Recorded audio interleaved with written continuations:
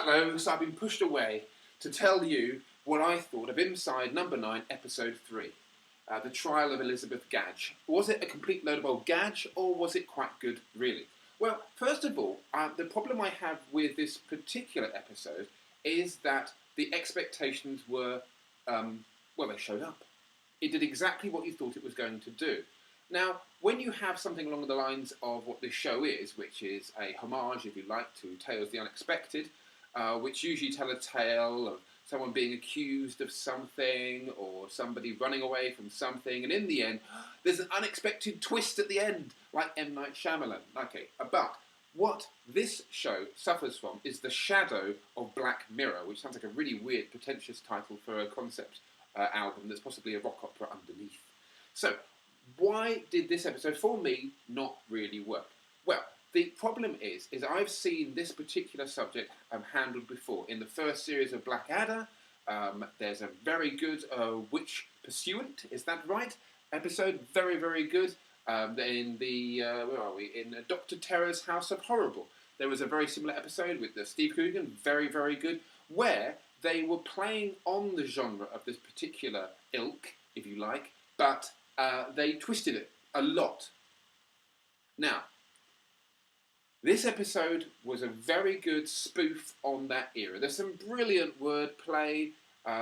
Again, quite cliched characters again. So I did feel that what was lost in the sense of depth was obviously expanded better with the funny bits. So basically I'm just saying, characters not much there, jokes very good. And yes, it is a comedy show. The problem is we don't have enough dark or edginess. Basically, for all the silliness, which is great, there isn't enough shade for it to be the light and shade too. So, did I like this episode? I must say it was a tad cliched, but that's a problem. If you're going to spoof this particular genre, do you have it being fairly normal for a while and then flip it, or do you just say, I like this genre, so here's my tribute to it? There's a lovely semi-twist at the end. I mean, what I can describe it as being is it's very easy after a show like this to go, oh, well, I knew what the twist was going to be. But if I was to tell you that I was to do a spoof of a man who thinks he's a superhero and walks around in a cape and tries to save people and occasionally does, but sometimes has more harm than good, and at the end of the episode, he climbs up to the top of a building and then jumps, you've got two options. He can either fly away and actually be a superhero, and you think, oh, he's just not a very good one, or he can plummet to his death, and then you see behind him a supervillain who pushed him, or he just falls to his death. So you've got three variations within there, or he wakes up and it's all a dream. So these are all sort of twist endings.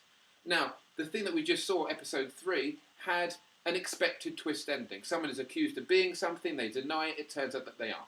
Okay, there was a nice twist added onto that, so I think we were expecting the first twist, but there was an extra level. So I'm going to give it, I haven't been awarding this before, I'm going to give it like, I think, 7 witch hats out of 10. There you go. It's not as bad as the opening episode, certainly not as good as the second episode, but I think at the moment they need to get a new director, because this could have been incredibly edgy, incredibly dark, incredibly atmospheric, and the jokes would have helped you be comfortable with that, but it was not uncomfortable enough for the jokes to balance that out. Witch!